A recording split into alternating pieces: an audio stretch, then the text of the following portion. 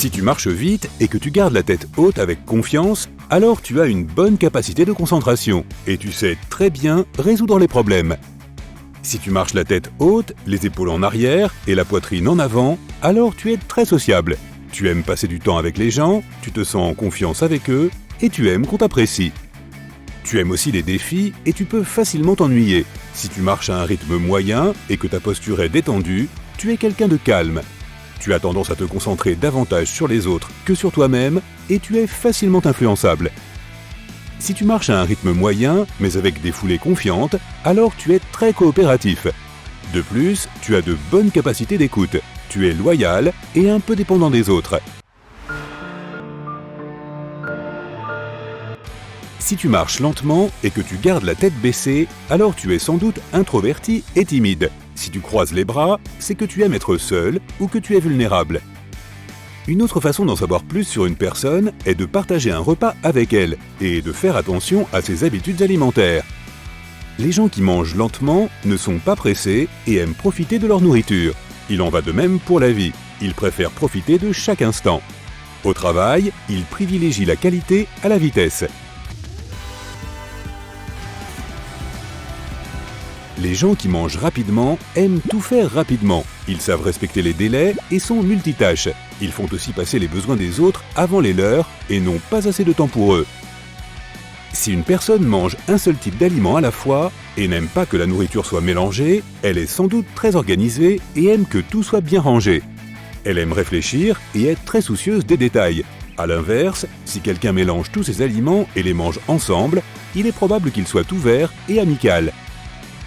Si quelqu'un aime essayer des plats nouveaux et exotiques, il est probable qu'il soit aussi curieux dans la vie. Il est sans doute ouvert à de nouvelles expériences, aime prendre des risques, fait preuve de courage et ne s'ennuie jamais.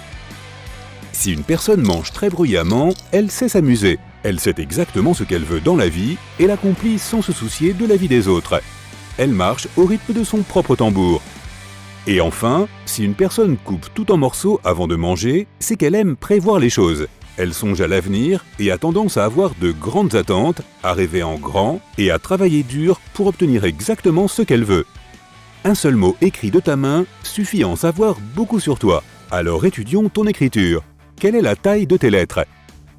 Si elles sont petites, tu es probablement timide et concentré. Si tes lettres sont moyennes, alors tu es facile à vivre et adaptable. Et si tes lettres sont grandes, alors tu es extraverti et tu aimes recevoir de l'attention. Passons maintenant à l'espacement. Si tu laisses beaucoup d'espace entre les mots, alors tu valorises ta liberté. Si tes espaces sont étroits, alors tu n'aimes pas être seul. Regardons maintenant l'inclinaison de ton écriture. Si tes lettres sont droites, alors tu as l'esprit pratique et ne laisses pas tes émotions passer avant ta raison. Si tu inclines tes mots vers la droite, alors tu es ouvert d'esprit et tu aimes rencontrer de nouvelles personnes. Et s'ils sont inclinés vers la gauche, alors tu aimes être seul. Si tu es droitier, une inclinaison à gauche peut aussi signifier que tu es rebelle. Enfin, fais attention à la rapidité de ton écriture. Si tu écris lentement, alors tu es très organisé. Si tu écris vite, c'est que tu es impatient et que tu n'aimes pas perdre de temps. On peut aussi apprendre beaucoup sur une personne en regardant simplement son profil sur les réseaux sociaux. Les personnes qui remplissent leur profil, répondent à toutes les questions et fournissent tous les détails demandés sont généralement ouvertes. Les paramètres de confidentialité reflètent à quel point les gens sont à l'aise à l'idée de partager avec les autres. Les personnes qui ont beaucoup d'amis sur les réseaux sociaux sont généralement complexées et ont tendance à avoir une faible estime de soi. Elles ont beaucoup d'amis parce qu'elles essaient de compenser en paraissant populaires sur les réseaux sociaux. Les gens qui postent beaucoup, ainsi que ceux qui aiment, commentent ou partagent beaucoup, sont plutôt des extravertis. Mais si quelqu'un publie beaucoup de contenu autopromotionnel, comme des selfies, il est probable qu'il soit narcissique. Il en va de même pour ceux qui mettent leur statut à jour très souvent. Cela signifie que la personne essaie de se promouvoir et cherche l'admiration. Passons à la musique. La musique peut être très intime car elle parle à l'âme. Les goûts musicaux peuvent donc en dire beaucoup sur une personne.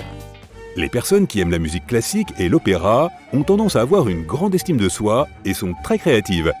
Il en va de même pour les amateurs de jazz et de blues, mais ceux-ci sont aussi calmes et extravertis. Les amateurs de musique country sont travailleurs et sociables. Les amateurs de musique pop sont travailleurs et extravertis, mais ils ne sont pas créatifs et ont tendance à être un peu hautains. Les amateurs de rock et de heavy metal sont généralement introvertis mais créatifs. Ils ont une faible estime de soi et sont un peu paresseux. Ceux qui aiment la dance sont sociables et créatifs. Les amateurs de rap aiment beaucoup parler mais ont tendance à regarder les autres de haut. Maintenant, même des habitudes apparemment insignifiantes peuvent avoir une grande signification, comme la façon dont tu places ton papier toilette sur le dérouleur par exemple. Si tu le déroules par le haut, alors tu as sans doute une personnalité dominante. Si tu préfères le dérouler par le bas, alors tu as plutôt tendance à être soumis. Nous passons beaucoup de temps sur nos smartphones. Il n'est donc pas étonnant que certaines habitudes d'utilisation en disent long sur notre personnalité. Est-ce que tu le tiens, le fais défiler et écris d'une seule main? Si oui, tu es quelqu'un de confiant et qui atteint ses objectifs. Mais dans les relations, tu aimes probablement prendre ton temps pour décider si la personne te convient, de sorte que tu puisses paraître réservé aux yeux des autres. Maintenant, si tu tiens ton téléphone dans une main et que tu utilises ton autre main pour tapoter dessus, alors tu es raisonnable et intelligent. Tu réfléchis soigneusement avant de faire quelque chose et tu aimes peser le pour et le contre avant de prendre une décision. Mais c'est l'inverse en ce qui concerne les relations. Tu as tendance à prendre des décisions irréfléchies et tu peux juger quelqu'un très vite. Si tu utilises ton index sur ton smartphone, alors tu es probablement très créatif. Dans une relation amoureuse, tu es timide et il t'est difficile de créer des liens. Enfin, si tu utilises tes deux mains pour tenir ton téléphone et travailler dessus, alors tu as l'esprit vif et tu préfères prendre tes décisions rapidement. Tu es quelqu'un de flexible qui peut rapidement s'habituer à toutes les conditions. Mais ce n'est pas si avantageux en matière d'amour. Ton assurance peut effrayer les autres. C'est pourquoi tu ne réussis pas toujours à développer des liens forts. La façon dont tu prends les selfies n'est pas anodine non plus. Si tu les prends en contre-plongée, alors tu es une personne agréable. Si tu n'aimes pas révéler ton passé et que tu choisis avec soin l'arrière-plan de tes selfies, c'est que tu es très méticuleux.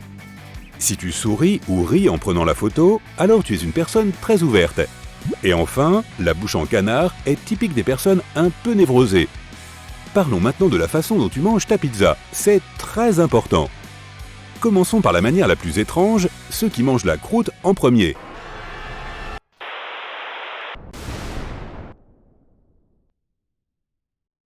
Ces personnes, si elles existent, adorent attirer l'attention.